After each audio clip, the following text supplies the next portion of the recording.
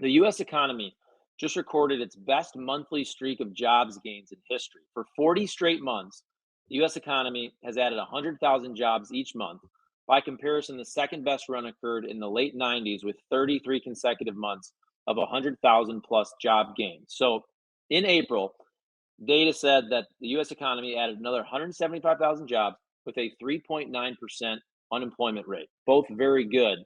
However, Americans basically feel a lot of Americans feel like the economy is weak. And that's where it's hard to tell people that you're wrong, right? Especially if they're Right. going to grocery store and they're paying 20, 25, 30% more for groceries if they can't buy a home. We've done this conversation 5,000 times. I just feel like everything that Biden has accomplished, it's just so much more difficult for him to make that claim, out there that I am benefiting all you guys. You just don't feel it. You don't feel it yet, but trust me, guys, I'm helping you. That's hard. That's hard for people like, no, dude. I went to the grocery store and I used to pay 100. Now I'm paying 130.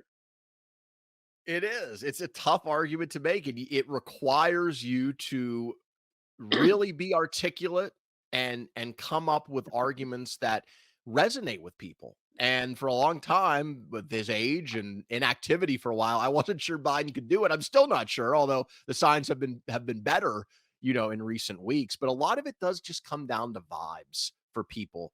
How do we feel? Like people that aren't in one of the camps, hardcore or the other, because if you're in one of the camps, you have your own narrative spun already about this, right? And we've gone over it a million times. There's so much nuance, but you've already kind of probably made your mind up. But for the people in the middle who haven't, it's just kind of, how do I feel? How do my neighbors feel? And the polling is so weird on this because if you ask people in polling, how is your economic situation? The numbers are they're pretty good. They're not great, but the numbers of people saying my economic condition is okay or good isn't terrible for Biden. But when you say how are things overall, that is when the numbers tank. So of course some of this is related to partisanship. It's related to the media people consume. It's related to, what they believe based on their political preferences. But it is what it is. And part of it is just really bad luck and timing for Joe Biden. It's just really bad luck and timing. Like I saw uh, because the job numbers are incredible. It's just an incredible Mhm. run of job growth. The unemployment rate is 3.9%. We are at the lowest. We have had the longest run of unemployment under 4% since the 1960s. As you and I discussed recently, inflation for January, February, March, the numbers weren't great. It's kind of gone sideways, but the trend looks like inflation is going to continue to come down this year, and it looks like, you never know in economics, we could have a recession tomorrow, but it looks like we're going to achieve a soft landing, which means inflation coming down to what the Fed's target is without a recession. No, most economists did not think that was possible a few years ago. They thought the only way to get inflation down was we're going to have a recession, that we couldn't do the kind of, Goldilocks scenario, not too hot, not too cold, right? It looks like we're going to do that. That's an incredible accomplishment. Now, do I give Joe Biden all the credit for that? Of course not. Our economy is massive and it's lots of people doing lots of things, but he deserves some credit for it, right? But he doesn't get it. It doesn't get that much of it. And it, whereas it's easier for Trump to negate the negatives of his economic record because of COVID than it is for Biden. And what I Mhm. mean by that is COVID happened at a time where it basically split the major impact split two administrations. 2020, the last year of Trump, and 2021's the first year of Biden. Though slash early 2022. That was when we had the biggest impact from COVID. That was when the most people were dying. That was when the world was shut down for large chunks of it. And it didn't happen in the same administration. And it's so much easier for Trump to say, oh yeah, a lot of jobs were lost, but everything was perfect. And then we had COVID. Not my fault. Whereas for Biden, he comes in when things are really bad from a job Mhm. perspective, fixes that with the help of obviously people going back to work. I'm not saying it was all credit to him. And then the inflation, which was also related in large part to COVID and supply chain disruptions, hit. Like Nancy Pelosi was on MSNBC the other day. So this is not a pro-Trump outlet. And she was talking about how Donald Trump has the worst jobs record of any president ever, which is true.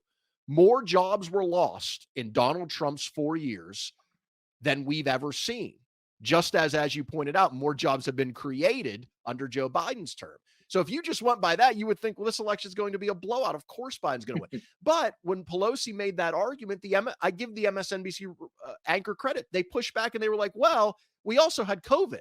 We also had the world shut down when Trump was president, basically saying, yeah, you're right from a factual standpoint, but you can't blame that all on Trump, which is fair. You can't blame any of it on Trump, I would say, from March on. And Pelosi got all flustered and got all angry. But the flip side, and that shows you how hard an argument it is to make for Biden. It's just such a hard argument to make because of the way things happen. Like if Trump had remained president, I think it's almost but certain we would have seen just as much or at least close to inflation as we've seen under Biden. The rest of the world had inflation. They didn't do as much as we did with the stimulus. Trump himself, if we're going to blame the stimulus to the extent it gets blamed, Trump was the first president who did that during COVID. And by the way, right thing to do. We needed to do that. People were out of work. They needed that money. They needed that help. It was the right thing to do with Trump and Biden. Did we go a little bit overboard? Yeah. Did we need like $600 a week extra unemployment for whatever it was, a year and a half? Probably not. We probably went a little bit too hard. But my point is, the inflation was coming either way because of what COVID did to the world economy. It just didn't hit with Trump because he was already out of office. And that's why it's such a tough argument for Biden to make. But it is fair. If you're being fair, you would not blame Trump for the job losses of 2020. And you wouldn't blame Biden, for the most part, for the massive inflation that happened in 2022. They both were part of the same storm. It was called COVID. It was a 100-year pandemic. Shit went crazy for a couple years, as you would expect when people are dying all over the place and nobody can go anywhere. Like it was a weird time, and it had lasting impact. And look, again, I agree with almost everything that you said. And when we have a great audience out there, and we're trying to tell people our thoughts. But I just think for the Trumpers, especially some who they only follow certain media, they, first of all, nothing in politics is fair in terms of how you actually campaign. Because look, it's Biden is the cause of inflation. Biden, you know how many times I see Biden shut down oil and gas? They would never know that we're producing more energy than we've ever produced in the history of our country. And also, like I follow a lot of, conservative media, podcasts and whatnot, and they hammer this home. Are you better off now than you were 4 years ago? Well, I always think, especially around this time, if you've asked that question the last several months, well, of course. 4 years ago, we're in the heart of COVID. The world is shut down. People are dying. We have Right. no sports. We're working from home. Everybody's doing Zoom. But also just bigger picture, it's easy to say because the first 3 years of Trump were very good economically. So you can look at that and say, yes, things were great. Then COVID hits. It's not Trump's fault. Everything went to shit. And then everything after that's really a hypothetical. Nobody has really been able to experience a normal Joe Biden presidency. You know what I'm saying? Joe Biden, again, if you're being fair, Joe Biden has never had a nice canvas to work with, right? It's been, okay, I'm coming in. We're already halfway to printing all of this money. I'm going to continue for a year to print, as you said. And then the next 2.5 years is all inflation. And that's where I know what you meant when you said the biggest part of COVID was split right down the middle between Trump and Biden. And I agree with you because all the craziness happened and the deaths, as you said, for the most part, 2020 under Trump, 2021 under Biden, and then it bled through to that winter of 2022. It was still pretty bad. But all of the inflation came essentially right after that, and it hasn't gone away.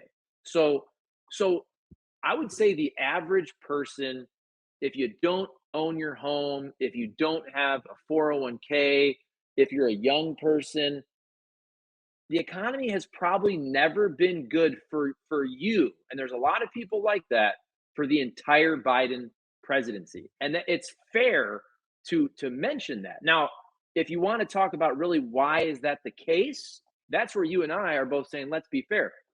It's just a really hard argument to make. I know I'm repeating myself, but It is. it's so hard for Joe Biden to point out his accomplishments. And then if you're talking about articulation, he's not the dude to do it because he is the 80-year-old bumbling, stumbling guy. He's not very articulate at all. Yeah, I mean, he can be at times. I've seen him make a good, a good case, but you're right. It's not to the level he probably needs it to be, and that's really a problem. But some of this is going to depend on data too, coming down the home stretch. I mean, people are going to, again, because we're talking about the people in the middle. That's who's going to decide it, and they're going to look around and see what's happening with inflation. Is it going to go back down and continue the trend we've seen? What's going to happen with interest rates? What's going to happen with the economy? Are we going to have any kind of job loss? So that's all going to matter. The are you better off than you were 4 years ago thing is so weird to me because it's so weird when the Trump people bring it up because the answer is obviously no. And that it doesn't really even have a lot to do with Trump. It's just, do you remember where we were in May of 2020? We had no vaccine. People were dying all over the place. You couldn't go anywhere to eat. I mean, people were out of work. I mean, of course, we were not better off than we are now. It's absurd. But people just, the way that it has unfolded with COVID and the way it fell in the calendar is essentially allowed Donald Trump to just eliminate that year. Right? It's Yeah, essentially allowed Trump and his people to act like 2020 never happened. And that matters not just for the job argument, right? Which is what Nancy Pelosi was talking about in that interview. And I agree with the interviewer who pushed back on her. That is not a fair thing to pin on Trump. It's not. But it right. was but eliminating 2020 is so much more than that. Because here's the thing, whatever you think about the economy in 17, 18, and 19, which was good. It was not the best economy we've ever seen. It wasn't, the early mid 80s with Ronald Reagan. It was not. It was fine. It was low inflation, decently low unemployment. Although, if you look at the numbers, and I saw this the other day, we were showing signs of weakness in 2019. Manufacturing was contracting. The economy already was starting to weaken, and then the shutdowns hit, right? So we don't know how that plays out heading into an election in 2020 in a world where there isn't COVID. But whatever you think about what happened in 17, 18, 19, Donald Trump lost. He lost. And there was no election interference at that point. There were no trials. There was no January 6th. None of that had happened yet. And he lost.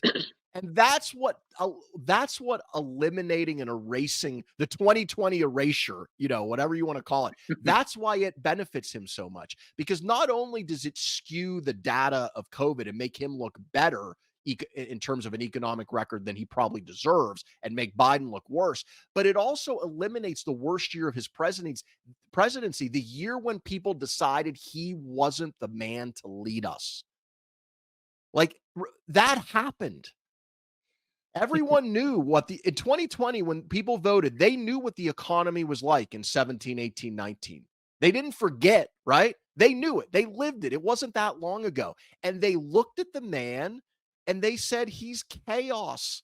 They didn't like the way he handled the COVID pandemic, because do you remember the press conferences? Do you remember the disastrous way, the yo-yoing back and forth, which to some degree, I give him a little bit of a pass. It was a once in a century pandemic. It's a tough thing to handle, but he did not handle it well. The race riots in the summer of 2020, a lot of people thought he did not handle that well when you had the Black Lives Matter protests. And there was just this general sense that this man wasn't quite up for this. And he lost. And because of the way we talk about it, we almost get to erase that. And I think part of what Biden needs to remind people is Donald Trump was president in 2022. His term was not 3 years, it was 4. And people looked at the full body of that term and they rejected him before they knew anything about all the craziness that was going to come in the post-election period. And that's where it's funny. I'm laughing as you said that because I hear these folks talk and they're like, the world was never like this under Trump. Like with all the protests on the college campuses, it wasn't like this under Trump. I'm thinking, do you remember the George Floyd protests? And again, that's not Trump's fault. I'm not blaming Donald Trump for what happened to George Floyd, but I feel like there's just this memory loss on what happened in 2020. And then it gets back to Biden not being able to really talk about his wins. All-time high stock market, right? All-time high real estate market. And you can't really brag about those things because when you brag about the stock market, Donald Trump had the perfect retort, which was that's just making rich people richer. You can't say, "Oh, your homes are worth more than they've ever been worth." A lot of people can't really touch that equity. And then anybody trying to buy a house is looking at a 7, 8, 9% interest rate. Here's another thing nobody talks about, and I just think about this because I kind of work in real estate. Obviously, right now the interest rates are horrible. Now, people forget that the government made a lot of money available, and a lot of companies made money available in 2020 and 2021. Almost anybody could have refinanced their home in late 2021 in the twos, right? And again, that's under Joe Biden. I'm not saying Joe Biden should get credit for that, right? Because all of this came about of the craziness of COVID, but like probably thousands, hundreds of thousands of people now have a rate in the twos because they refinanced their home in 2021. That was under Joe Biden. And I'm not even saying he should get credit for that, but that's never brought up at all, right? All those people are saving tens of thousands of dollars a year on their mortgage. But right now, if you're trying to buy a house, your interest rate sucks. So it's like there's so much nuance to this, and none of it favors Joe Biden, if you're just being honest. All the nuance and Right. context and the perspective, none of it favors Joe Biden at all. It's true. And his and the timing of when the election is, with the way that his policies have gone into effect, with the way that inflation, is likely trending over the next year. Again, you never know. The economy could tank tomorrow. Predicting the economy is very, very challenging, even for people who are much, much smarter than me. But yeah, the timing of everything has not served him well at all.